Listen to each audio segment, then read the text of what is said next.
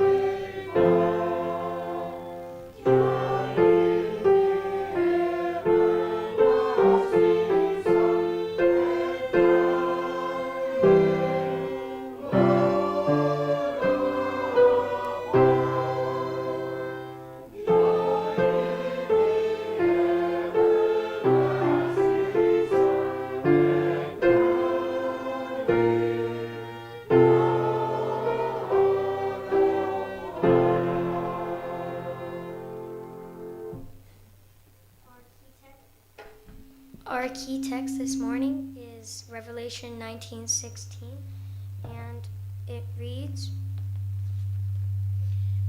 and he that on his vesture and on his high name written, King of Kings and Lord of Lords. Please kneel for an opening prayer.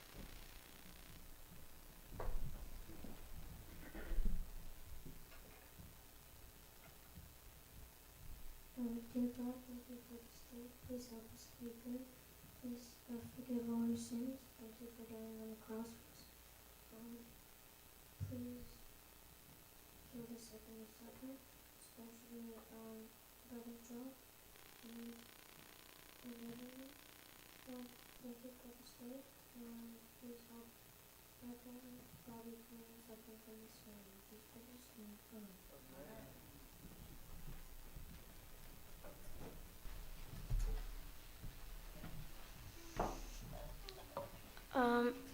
Good morning and happy Sabbath, everyone. It's a pleasure to see you all here, and we're going to open and now we're going to have a children program.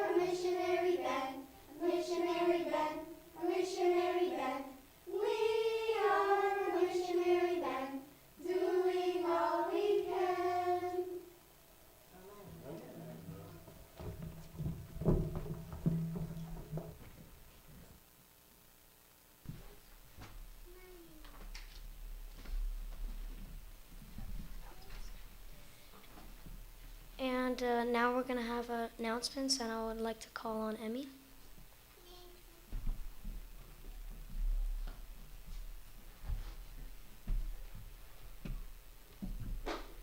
So today we'll have fellowship lunch after divine service in the basement, and you guys are all invited. And we also have season of prayers at 2 p.m. every Sabbath, prayer meeting every Wednesday at 8 p.m., and evangelistic meetings on April 12 to 14, 2024, on Friday, Saturday, and Sunday. Oh, April.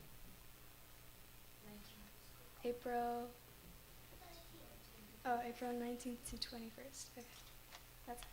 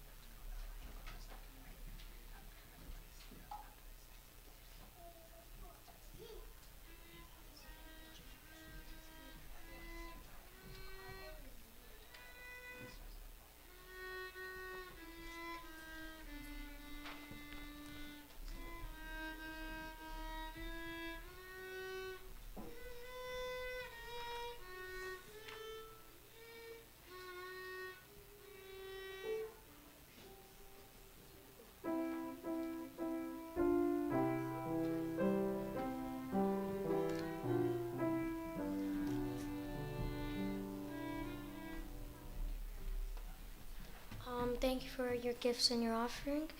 And now we will move on to our second hymn, and that hymn will be 114.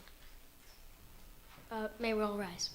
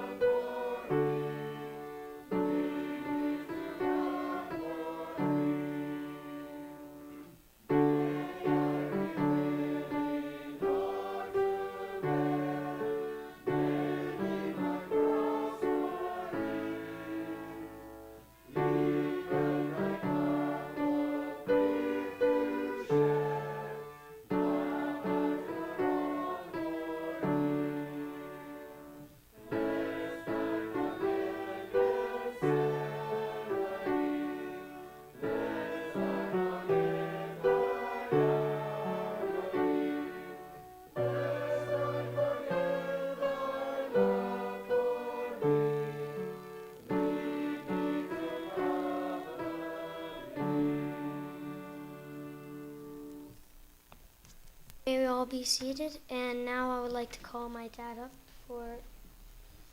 Now I'd like to call my dad up for our sermon, which is called "A Different Type of King."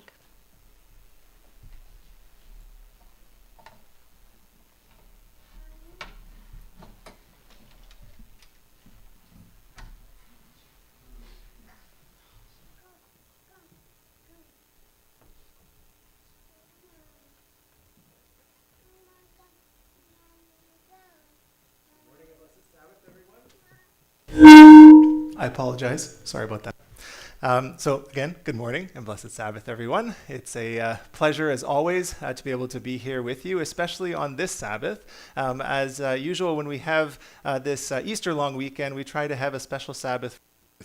But as you can see, a number of our older youth aren't here, and they're having another special program this weekend. But I'm still happy to have a special program for our younger youth and children here today. And so to ask if the children can come a bit closer to the front today. I'm going to have some questions and some help I'm going to need from all of you as well for this service. So anyway, I'll leave it up to you if you want to come up or not, but we will like to get some interaction and some help. I want to test you guys and see what you know about some topics about a king, okay?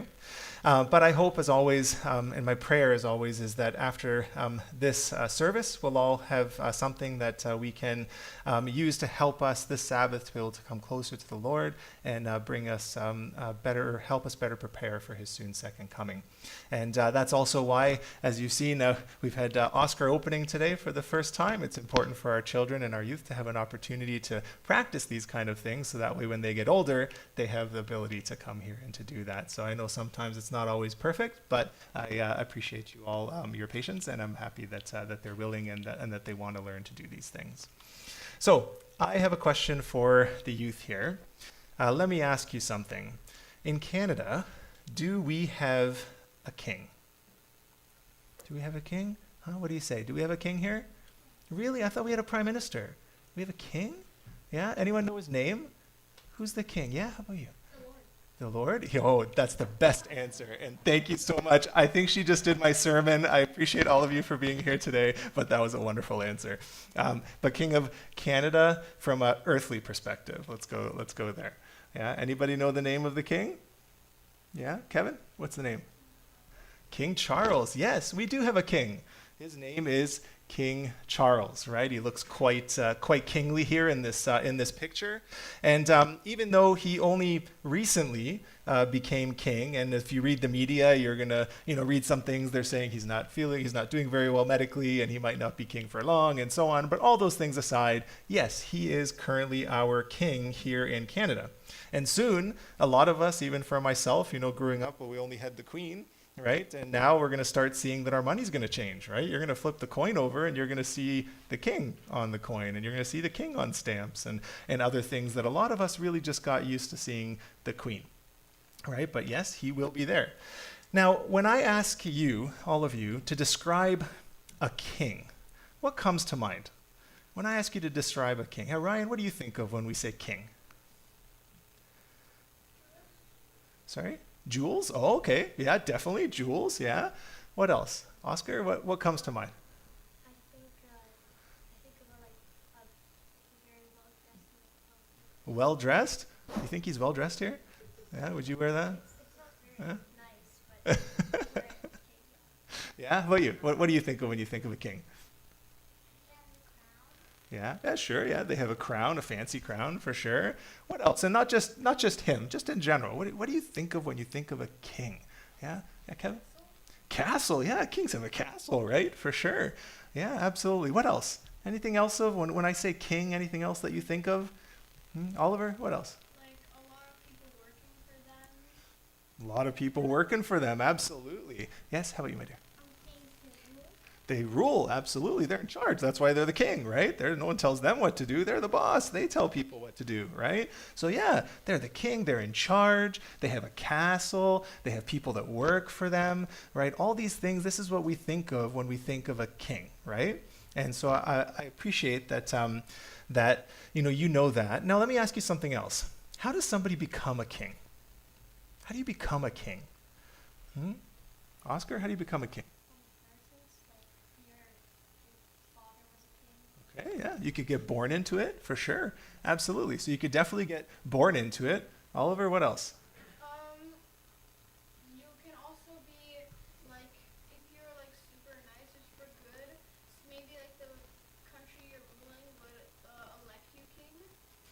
Yeah, I guess you could definitely be appointed king in certain circumstances. I mean, historically that has happened, but I would say that more often than not, it's going to be either you were born into it, and here we have an example of Prince William. He was born into being in succession to be the king, but otherwise, often in history, it's through war, right? So that's why you see this military picture here. Sometimes people become the king by force. But having said that, though, you're absolutely right. There have been cases where people have been appointed as a king.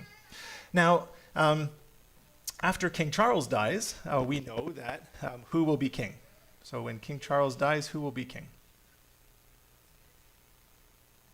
Yeah? Who's going to be king? All right? Oh, definitely, yes. But who, after Charles dies, yes? The next person, yeah. And the next person is here, Prince William, right? So the prince is waiting, right? And when his time comes, he could be king, right? Now, what happens when the king has their first son? What happens? What happens? Yes? Then his son becomes prince. He becomes a prince, absolutely. Do you think that they keep it quiet? They have the baby and they don't really tell anybody. Do you think that happens? Oliver, what happens? They have like a really big baby shower, like tell the whole world, and like have a whole party and stuff. Yeah, for sure. They definitely have, there's a party. I don't know if it's a baby shower, or maybe we can call it that or not, but yeah, absolutely, it's a celebration, right? They want to tell people about the fact that they had a baby, right? And that baby is now going to be the next king, right? Yes, Oscar? Like if it's the first, like the first, like the first kid, child, they're like automatically Yeah, there's definitely a line of succession, absolutely, right? But there's going to be some sort of a celebration, right? This is a big deal. The king has his first child. That means now they know that the king has the next, successor is there, and that can be pretty exciting. Now, yeah, they show the baby to the world, just like in this picture over here, right? They want to show the baby to say, hey, here it is. We're not just saying it. Here's the baby, right? So there's a celebration. Now, we find that the royals, they really do like to celebrate, and yes. When like the baby sees the picture of a king, like I think the baby would be like. Yeah, they won't even realize what they're getting into, right?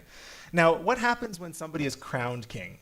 Is that something that they do? Just a couple of them get together and they crown somebody king and they call it there. What happens when they crown somebody king? Oliver? There's like a very big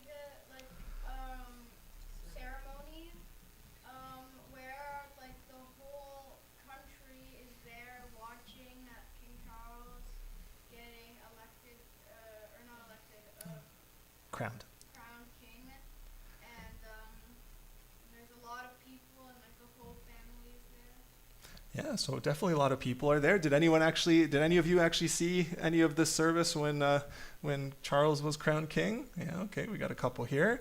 All right, so yeah, it's definitely a big celebration, and it's not just their family, it's not even just their country. Even people from other countries will come, and they'll be there to show their respect for this new king that's being crowned, right? So, a lot of planning goes into this ceremony. A lot of planning goes into showing how, rich and how, mighty this king is, and how, they're in charge of what's going on, right? And they want to show how powerful they are.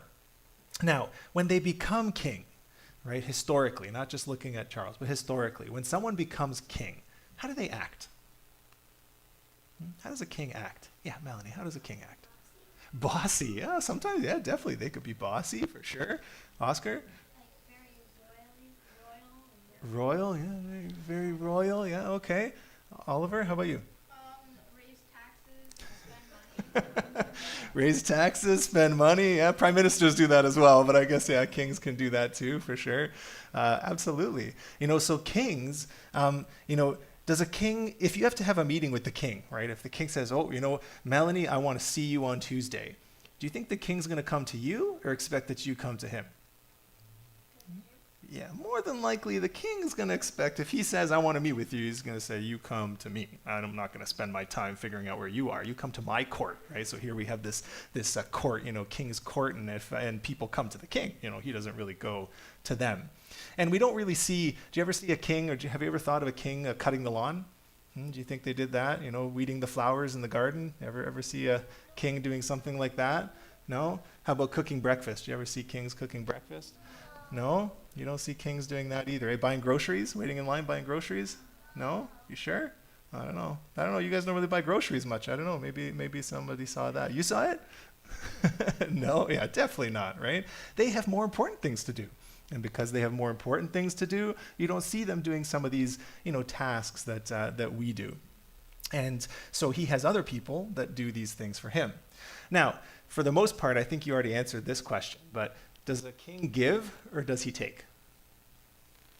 Yeah, he takes, right? Absolutely. So what does a king do? He takes, right? How does he get all this wealth and do all these things if people don't give him something, right? So definitely he takes. Have you ever heard of a poor king of a nation? Yeah, there's not many poor kings out there, right? If you're king, it's more than likely you're king of some sort of a nation, and therefore you got things coming to you. And have you ever heard of a king that gives everything he has for his people? Yeah, usually not, right? Kings are usually the ones that are taking, right? They're taking from their nation. Why? Because they have to build those palaces and castles, right? They have to buy those fancy crowns with all the jewels, right? All these things, they cost money, and therefore even in today's time, they have to get money to obtain all these things.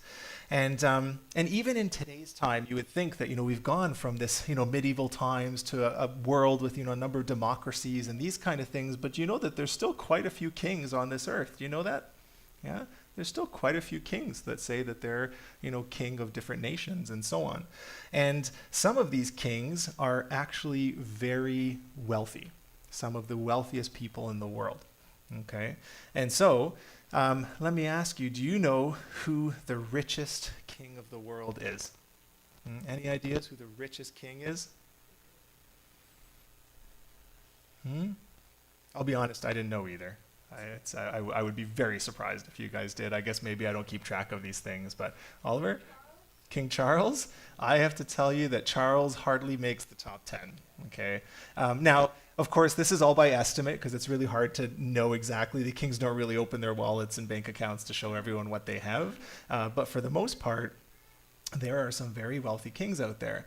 And King Charles only has a net worth of approximately $2.7 billion with a B, okay, billion with a B, right? Which in comparison to many other wealthy people in this world actually isn't that much, believe it or not. For us, wow. For them, not that much. The wealthiest king in the world is this guy, and I'm not going to try to pronounce his last name there, but King Mahar, who's the king of Thailand, he is the wealthiest king in the world today. And he has a net worth of about Canadian money, about $58 billion. Okay, so 58 billion with a B, billion dollars, right? Wow. Now there's a long list of other wealthy kings and so on. And these kings, in a lot of cases, have amassed their fortune over many years. It didn't happen overnight. They amassed their fortune over many years of collecting money from the people that work for them. Now, how does a king travel? How does a king travel? What do you think? If the king had to come to Canada from England, how would he get here, John? He would come here, he would drive to the airport in a limousine, and then go on like a private plane to go all the way to Canada. Yeah. So if they fly here, would they be sitting in economy with us? Probably not. Yeah. No, they'd probably be on one of these fancy jets. Yes, Oscar? I think it would be safer if they went underwater in the summer. I don't know if underwater would be safer. That's probably a whole other discussion to have. But either way, the point is they're going to be traveling in luxury, right? Not necessarily with, in the back in economy with like hardly enough space there between the seats and so on, like many of us have to travel. So they usually have their own way of transport. A lot of them even have their own, private jets and so on. And now, another thing is when they get there and they go from the airport, if they're some countries where these kings are very, in charge of what's happening and have a significant rule, sometimes you'll find that they even have a transport, right? They're going to have a police escort that's going to take them from one place to another because they don't want to stop at red lights. They don't want to have to be stuck in traffic like the rest of us, right? They want to get exactly to where they're going, and the roads are cleared before them as they travel. So that's pretty fun way to get around, isn't it? And it takes quite a lot of people to organize all this for this king. Now, you mentioned earlier about succession, right? Who's in charge when the king isn't around? When the king goes and visits another country and so on, they have to leave people behind to be in charge as well, right? And so sometimes they have to go away, and sometimes they might be sick and not available, and so they will leave other people in charge, not only in succession if something was to happen to them, but other people in charge to do things for them while they are gone. And so these people are responsible for executing things the way that the king would expect from them, right? But what happens when they come back? What happens when they come back? If they left Ryan here in charge of everything, right? And then the king comes back and Ryan didn't do a good job, what do you think would happen to Ryan? Probably wouldn't end well, huh? No. Yeah, maybe depending on what countries, he might even be executed or they'd never find him again, right? So,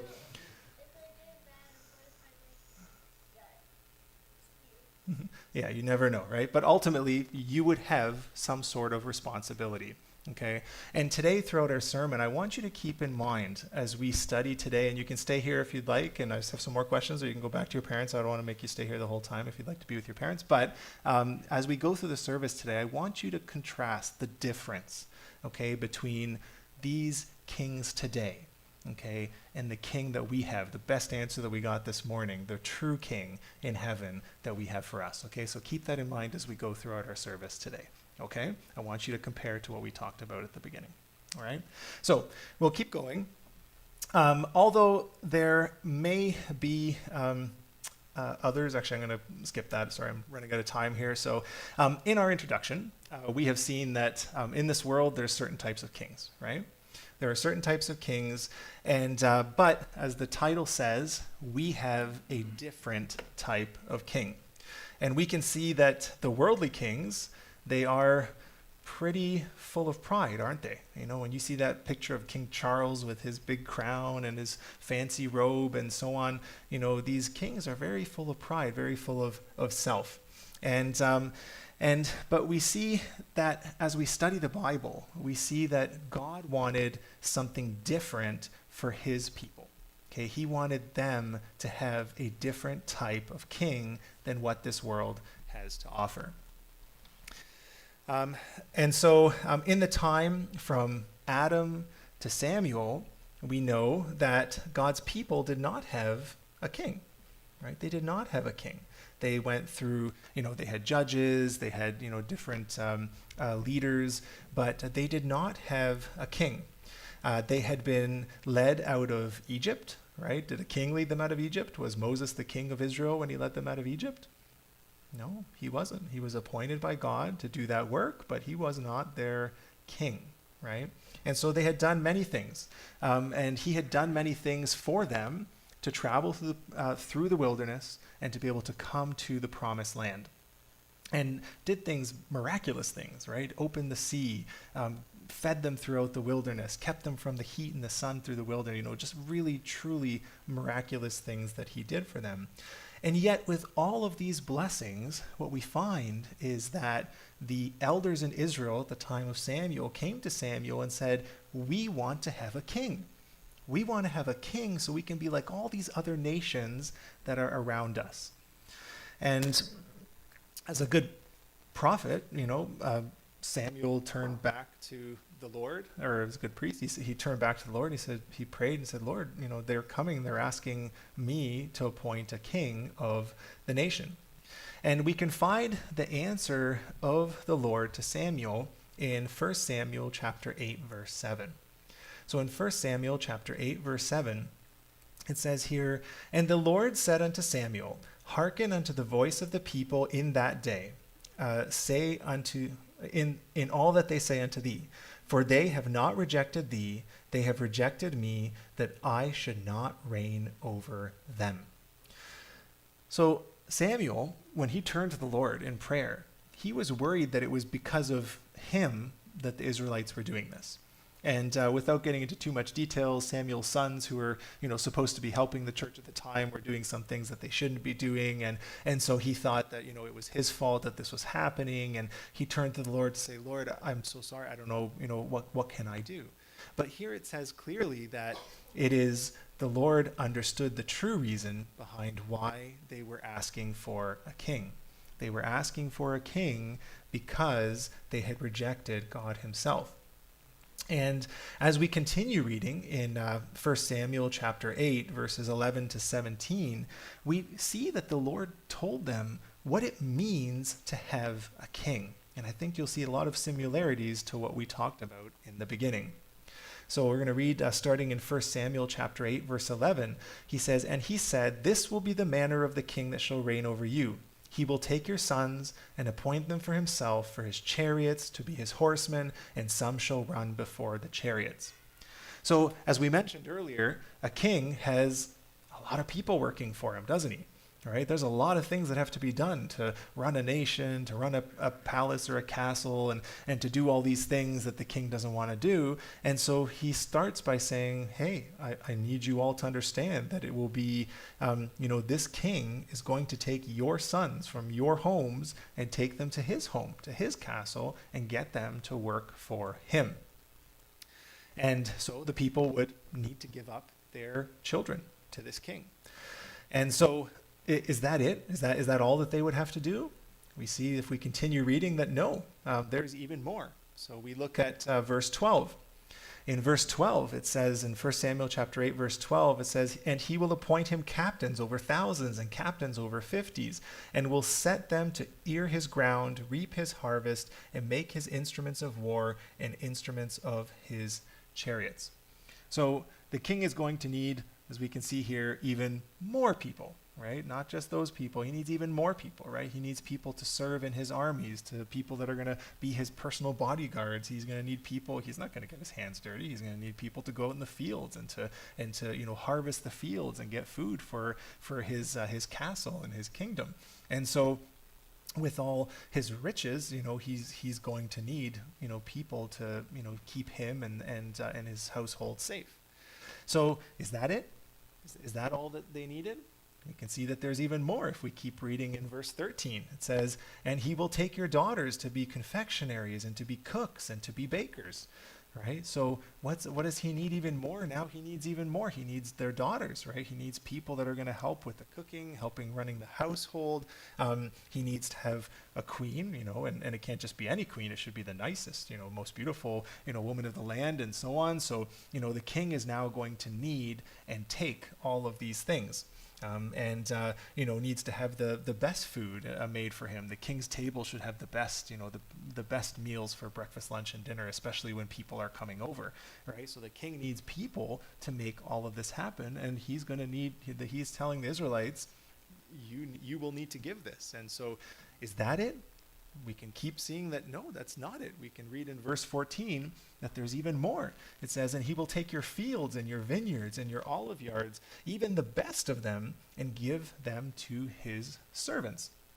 So, this king, he's not a king of anything unless you give him something, right? So now the king will have to have lands, and he can't have just, any lands, right? He's not going to give a marsh somewhere or something. No, he has to have the nicest lands, right? The best fields, right? The best olive yards. All these things he will need to have and be given, and he will give his servants to work on these lands. So these lands that belonged right now to all these elders, they would have to be willing to give up to give to this king. But it doesn't stop there. We keep reading in verse 15. It says, and he will take the tenth of your seed and of your vineyards and give to his officers and to his servants. So the king has all of these, people now working for him, right? And they don't work for free, right? So now what is he going to need? He's going to need money, right? You're going to have to give a tenth, and this is in addition to the tenth that you have to give anyway to the church. You're going to have to give some sort of a tax, right? That's going to go to this king in order to support his kingdom and support his household and so on. And so, this lifestyle needs money. And so they're going to have to give up their money to support the king. Does it stop there? No, we keep reading. There's even more. In verse 16, it says, and he will take your maidservants, or your menservants and your maidservants and your goodliest young men and your asses and put them to his work. Right? So it doesn't just stop there, right? He will need more. He says here, he's going to have to take the menservants and maidservants. It says he will have to take, the best people, not just anybody, right? He doesn't want just any workers. He wants the best workers to support his household. But this must be it, right? But we can see there's even more. In verse 17, it says, and he will take a tenth of your sheep, and ye shall be his servants. Right? At that time, how many oxen you had and how many sheep you had, and all these things was a sign of your wealth, right? Those were value, and so they had to give of theirs to this king. So all of these things, the king would have to take in order for them to be able to reign over this nation. And so Samuel, God through Samuel is telling them, I want you to understand what it means to have a king. I want you to understand what you're asking for, what it takes for a king to rule a nation. Unfortunately, money doesn't grow on trees, and therefore all of these things are going to cost you in order for you to have. And unfortunately, many things in life do come down to the money. And, when Oliver was small, he asked me, why do we have to work? Have to work, Daddy? Why can't we just print more money and and everyone can just sleep in and spend time together and do things for ourselves? Why do we have to work? And I tried to explain to him. He was pretty small when he asked the question. I think it was more to do with Daddy, why are you going to go to work, hang out with me, and play with my dinky cars, right? And so trying to explain to my child, why do we have to go to work? And so I tried to explain to him. I was showing him his little car there, and I was trying to explain to him and say, okay, I want you to understand what it takes for this toy to be able to come to your home, right? Somebody had to mine and get the material to make the metal at the bottom of your car. Somebody had to make the plastic. Somebody had to design this thing. Someone had to design the machines that make this thing, okay? And after it gets made, somebody had to go and sell it somewhere, and someone had to buy it and put it in a store, and then somebody had to work in that store as a cashier to, put it, or as, someone to put it on the shelf, and then someone else to sell it to you, all of these things just so that you could drive there and get this little toy and get it into your house. Do you think that all these people would do these jobs for free? Would you do it for free? Would you get up every day and go do these things and not get paid for it? Probably not, right? And so therefore, we do have to work. We have to be able to, get money to do things. And therefore, the same message came to the Israelites here. The same message that if they wanted a king, it was going to cost them in order for them to have that. And so, he tried to tell them, and the elders, after they heard all this, if I was to tell you all these things and say, hey, you want this? Okay, you're going to give me this and this and this and this and this and this and this and this. Are you going to be okay with that? More than likely, you'd be like, you know what? I'm okay. I'm okay the way things are, right? But the elders, on the other hand, we find their answer in 1 Samuel chapter 8, verses 19 to 20. And it tells us here in 1 Samuel chapter 8, verses 19 to 20, it says, nevertheless, the people refused to obey the voice of Samuel. And they said, nay, but we will have a king over us, that we also may be like all the nations, and that our king may judge us and go before us and fight our battles. Okay, so what were they interested in? Even after being told all of the cost, we could see here that they said, no, I'm sorry. We still want to have a king. Why did they want to have a king so badly? Why did they want to have a king so badly? Why were they willing to give all of this up? We can see here that tells right in the verse, right? They want to have a king over them. Why? Because they want to be like all the other nations. That's why they wanted to have a king. Other nations had kings. They wanted to have kings. And even though they knew what it was going to cost, they were still willing to go forward. And we can read more about this in the book, Patriarchs and Prophets, on page 605. It says there, the days of Israel's greatest prosperity had been in those in which they acknowledged Jehovah as their king. Okay, that is when they were the most prosperous. That is when God led them through the wilderness and did all these miraculous things, brought them to the promised land that he promised he would give them. All of these things, right? But along the way, bad things happened as well. And we can see here, I'm not going to read all of it because of time, but we can see underlined at the end there that the bad things that happened often happen. It says, all the evils which were the result of their own sin and folly, they charged upon the government of God. So every time they went away from the Lord, they did things on their own, and bad things happen, then they turned and said, oh Lord, why did you allow these things to happen to us? Right? And so they blamed God for these things. And they thought that maybe if they had their own king, that they wouldn't be in this position.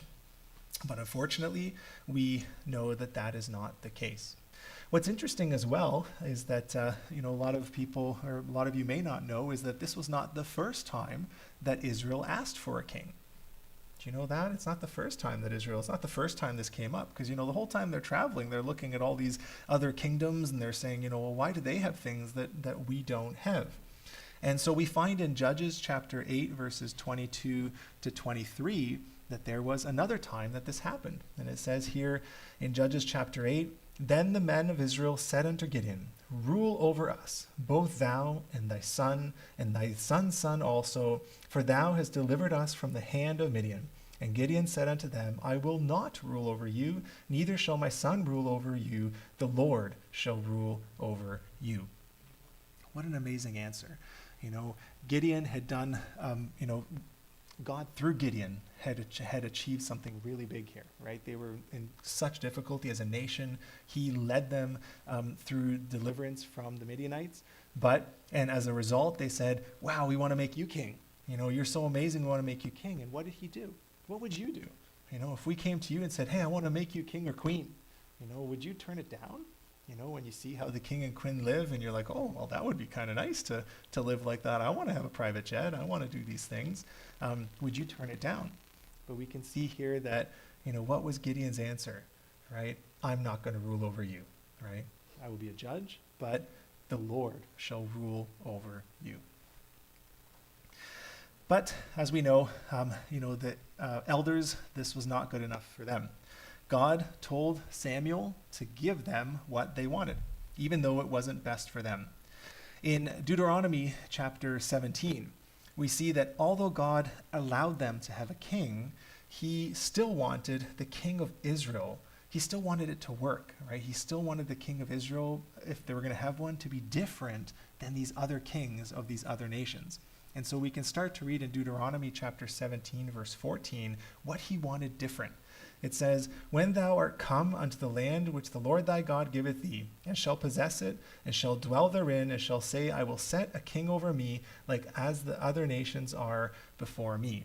So he's telling them, I know you're going to, you're going to have a king, you're going to come to the promised land, and therefore, if you're going to have a king, I want you to follow these things. And so we'll read in Deuteronomy chapter 17, verse 15, the first, it says, thou shalt in any wise set him king over thee, whom the Lord thy God shall choose. One from among thy brethren shalt thou set as king over thee. Thou mayest not set a stranger over thee, which is not thy brother. And so here, I think this one's pretty obvious, saying, whoever the king is should be someone that comes from the nation of Israel. And when it says the nation of Israel, it uses the word brother, right? What does that mean? When we call each other, brothers and sisters in the church, what does that mean? We're not necessarily, brothers and sisters through blood, right? But what are we brothers and sisters through? And what does it mean when we call someone a brother or sister in the church? What does it mean? Oscar? Yeah, through faith, right? We are brothers and sisters through faith, right? Faith in God, that's what brings us together. And so for the Israelites, that's what they were saying. That's what it's saying here too, right? One, someone that has that same faith, right? So not just lineage, but faith. If we continue reading in Deuteronomy chapter 17, verse 16, it says, "But he shall not multiply horses to himself, nor cause the people to return to Egypt, to the end that he should multiply horses, for as much as the Lord had said unto you, ye shall henceforth return no more that way." Okay, so what's he saying here? He's saying that I don't want you to be like these other kings that build these castles and take so much from their people. That's not what he wants, right? Don't multiply horses. Don't put these taxes on your people to justify your lifestyle, right?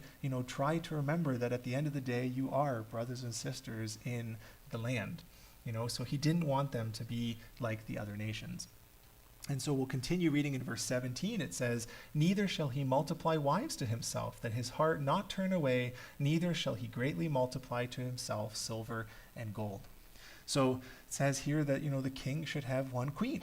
And unfortunately, at that time, we know that, kings didn't always do that. At that time, it was customary for kings of other nations to have multiple queens, right? They would have a queen, first queen, and then they would marry somebody from another nation, so they would have some sort of a relationship with that nation, right? And they would have multiple queens. Do you know who's the most famous person that had a lot of queens? Huh? Who's that? Solomon, yeah, absolutely. He was wisest man. He was the wisest man, and yet he made that mistake, right? And he was known as having a number of queens. And God is telling them here, don't do that. That is not what I want from you. We'll continue reading in verse 18. It says, "And it shall be when he sitteth upon the throne of his kingdom, that he shall write him a copy of his law in a book out of that which is before the priests and the Levites." So he's saying that when they become king, they have to write a copy. You know how much work it is to do that, right? They had to write a copy. Why? Right? Because he wanted them to understand the truth for themselves. And they needed to keep his commandments. And if they did that, they would be blessed as a nation, right? God would bless them. But if they did not, then they would have to pay the price. And we'll continue reading Deuteronomy chapter 17, verse 19. It says, "And it shall be with him, and he shall read therein all the days of his life, that he may learn to fear the Lord his God, and keep all the words of his laws and of his statutes to do them." So again, he wants not only to know the truth, right, but to actually live it, right? If he knows the truth, live that truth, and you will be a blessing to the nation. Unfortunately, we know there was some kings that did not do this, and all of Israel suffered as a result. The last verse in Deuteronomy I want to read, it's Deuteronomy chapter 17, verse 20. It says, "That his heart be not lifted up above his brethren, and that he turn not aside from the commandment to the right hand or to the left, on the end that he may prolong his days in the kingdom, he and his children in the midst of Israel." All right, so what is it saying here? It's saying that, hey, you're just a man. You're just a person. Right? You're not better than everybody else, and therefore don't put yourself above them all. God didn't want a king that put himself so far ahead of everyone else, and to understand that a good leader is one that realizes that their job is to serve the people that work for them, not necessarily the other way around. So, after all of this, who was the first king in Israel? Any of you know? Who was the first king in Israel? Who was appointed as the first king? Any ideas? Yeah? No, not exactly. We find the answer in 1 Samuel chapter 11, verse 15. It says, "And all the people went to Gilgal, and they made Saul king before the Lord in Gilgal. And there they sacrificed the sacrifices of peace offerings before the Lord, and there Saul and all his men of Israel rejoiced greatly." So the Lord told Samuel that, okay, they want to have a king, that's fine. I understand that they're going to want to do this. He already said it even in advance of them asking. It happened multiple times.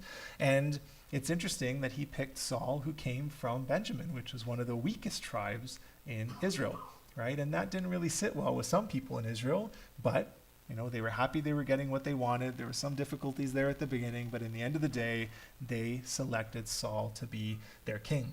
And while he was good, while he did these things that Deuteronomy said, that he, understood the word of the Lord, that he lived a good and faithful life, Israel prospered and they were blessed. But we know later on in his life, unfortunately, he went away from that. He let jealousy overtake him, And unfortunately, that pulled him away from what being the good king that he could have been, and the entire nation suffered.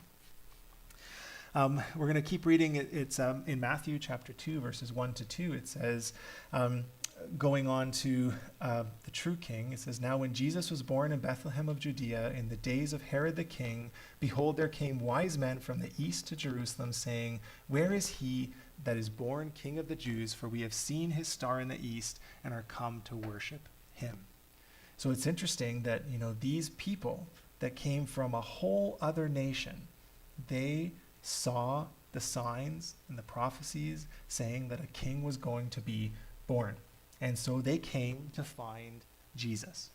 We talked earlier about how a king is born, right? When a king is born, what happens, right? When a king has a child, what happens, right? There's a big, celebration.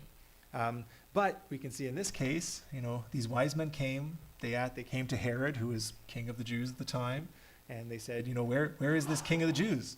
And Herod's confused because he's the king of the Jews. All right, why are you here? What are you talking about? It's me. Who are we looking for? Who's born king of the Jews? I don't have any children.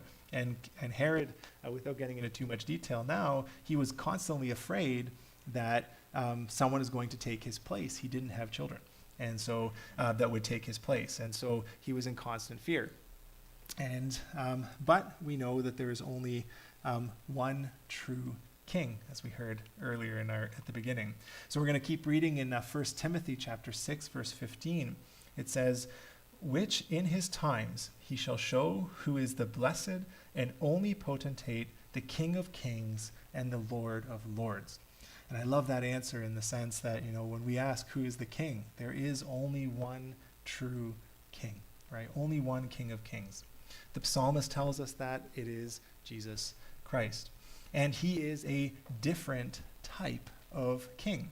He wasn't crowned through a large earthly ceremony, right? There was no ceremony there, right? He wasn't even born in a nice comfort of a home. He was born in a manger, right? And although there was celebration in heaven with his birth, we know here on earth it really wasn't that big a deal from the perspective of the people on this earth. And when Christ came on this earth, did he act like the kings of today? Did Christ have the fanciest things and eat the best foods and do all these things? Is that how Christ lived his life as the king after he was born? No, he definitely, that was not the case for him. We find in Matthew chapter 8, verse 20, it says, "And Jesus said unto him, The foxes have holes, the birds of the air have nests, but the Son of Man hath not to lay his head." Okay, so he did not have a palace or a castle and the nicest food and all these people working for him. That was not the kind of king that he came to be. And when we think about it, the Bible tells us that, how is in heaven, gold, which, here on earth is very valuable and expensive. In heaven, we can see that the roads are paved with gold, right? That is not the value. And for Christ, that is not why he came to this earth. He came to this earth to be a different type of king, to show us a different type of life that we can have. And how many kings, would truly put their lives at risk and give their lives or give their children to help their subjects and help people that in a lot of cases don't even want them there? How many kings would do that? On this earth, I would say you'd be difficult to find any. But we can read in Desire of Ages, page 476 to 477, that this is the kind of king that we have. Okay, it says, "I am the good shepherd. The good shepherd giveth his life for the sheep." Right? So he came to this world to die for us. And what a blessing it is to have a king and a leader that is like that, because that kind of a king you will not find on this earth. He is truly the good shepherd. He left his heavenly home. He came here to die for us. And when we recognize that sacrifice, when we recognize what he did for us, then we can truly understand what it means and understand what it means for us to worship him and to live our lives in a way that help us to prepare for his soon second coming. On the other hand, though, we know that by dying on the cross, Christ already won the battle for us. And so Satan knows, like Herod, that he's worried that his time is short. He's worried that his time is running out. And we know that Satan is a liar, and we know that Christ has already won the battle. And as we read in Revelation chapter 19, verse 16, which is our key text, it describes the battle between good and evil. And when it describes Christ, how does it describe him? It says here, King of Kings and Lord of Lords. When he comes, he's not really coming for battle. He's already won the battle. He's just coming to claim what he has already won. And so when he gave his life on the cross for Calvary, he already won this battle for us. And so in closing, it is my wish and prayer, children, brothers and sisters that are here, that we can understand the different type of king that we have. That we can understand that we have a king that is given his life for us. We have a king that isn't looking to take everything that we have so that they can live a certain type of lifestyle, right? That is not the kind of king we have. We have a king that knows us better than anyone else knows us. We have a king that loves us more than anyone else loves us. A king that would die for us and that has died for us. And therefore, let us remember these things. We have a wonderful king that cares for us like a shepherd, and let us take confidence in the fact that he is our friend, that he can help us, and that we can, through our relationship with him, be ready for his soon second coming as good servants that have been left to take care of and have to be responsible for what he has given to us. It's my wish and prayer for all of us today. Amen.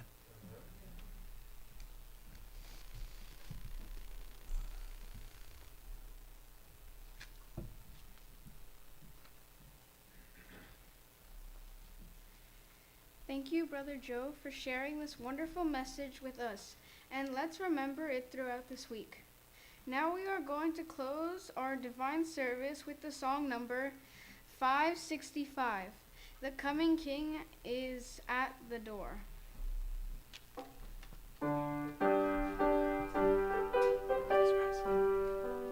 Please rise. The coming King is at the door, who was the cross for sinners born. But now the righteous ones alone, he comes to gather home.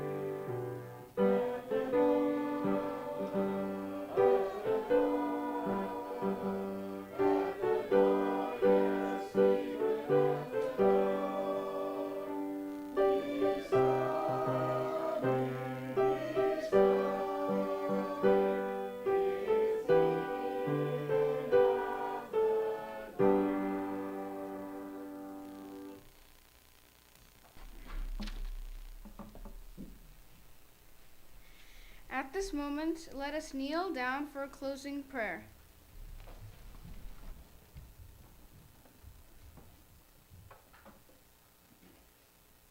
Father in heaven, Lord, we thank you for bringing us here together for this opportunity to be able to study your word. We ask especially that you can pour a blessing upon the children and the youth that are among us, that you can help each and every one of them to be able to understand your love and care towards each and every one of us, to be able to understand that you are a different type of king, a king that wants to be our friend, a king that is not afraid to come to our level to understand us and to help us in a way that no one else can. Help us all to recognize how blessed we are to have this opportunity. Help us to recognize the blessings in our lives and the things that you have done for us, and to be able to use these things to your honor and to your glory, and also to be able to be a blessing to others and to share this wonderful message with them. Please, Lord, forgive our sins, and thank you for the sacrifice that was made for us. Also be with those that could not be with us here for whatever reason. Be with those that are sick and in need of your healing hand. We remember especially today Brother Alex and my dad and others that are in need of your healing hand. We ask that you can be with them and help them.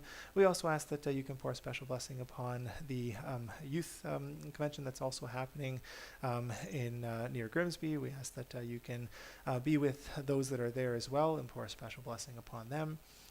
Please be with those that are on this Sabbath day going through various hardships, especially those that are living in areas where there is war and bloodshed going on. We ask that you can be with them, especially on this Sabbath day. All these things we ask and we thank you, Lord, not because we are worthy, but through your Son, Jesus Christ. Amen.